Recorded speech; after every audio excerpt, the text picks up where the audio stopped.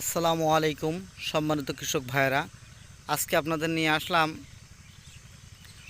গাভী গরু এবং ষাঁড় গরু পালনের জন্য শীতকালীন কোন ঘাস আপনারা চাষ করবেন।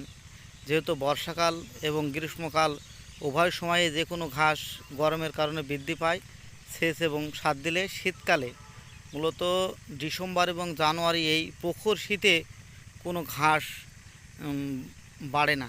তখন আপনারা গরুর খাদ্য হিসাবে কোন ঘাস চাষ করবেন এবং শীতেও বাড়বে, প্রচুর পরিমাণে এইরকম ঘাস আপনাদের হবে, কোন ঘাস চাষ করবেন। এটি ইন্ডিয়ান একটি জাত, এটি সুদান ঘাস।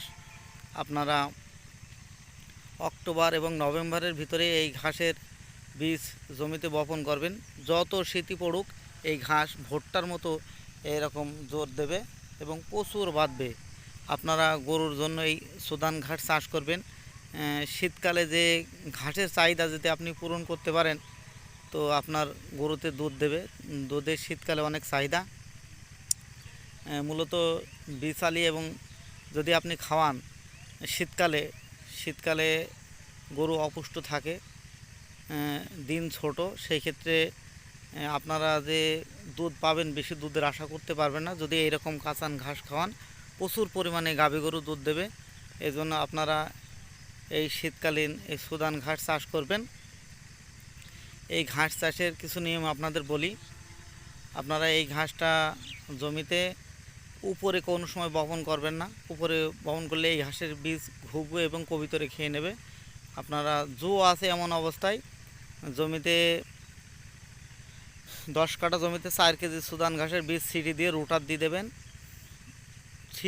দিয়ে দেবেন। মাটির ভিতরে মিক্সার হয়ে যাবে। ঘাস যত মাটির নিচেই পড়ুক ভালোভাবে বেরিয়ে যাবে। আর যদি ওইভাবে না বনেন সেই ক্ষেত্রে আপনারা জমিতে চাষের পরে ঘাসের বীজ ছিটিয়ে মই দিয়ে সেকা দিয়ে দেবেন, তাও ঘাস বেরিয়ে পড়বে ইনশাল্লাহ। আল্লাহর রহমতে এই ছিল ঘাস চাষের পর্ব। আপনাদের দেখালাম শীতকালে গরুতে লাভবান হওয়ার জন্য। যেহেতু এখন বিচুলের দাম অনেক, 400-500 টাকা বিচুলের পোন। এক পোন বিচুলি যদি 500 টাকাতে কিনে খাওয়ান, একটা 10 কেজি দুধ দেওয়া গাভী গরু কিন্তু 1 পোন বিচুলি খেয়ে নেবে। আরও আনুষঙ্গিক অনেক খাবার খাবেন কিন্তু পরিপূর্ণ দুধ পাবেন না। যদি আপনারা এই রকম তরতাজা কালো সুন্দর ঘাস গরুর খাওয়ান, বিশালও খাওয়াবেন, সেই ক্ষেত্রে আপনারা লাভবান হবেন। এই ছিল আজকের মতন ঘাস চাষ নিয়ে কথা।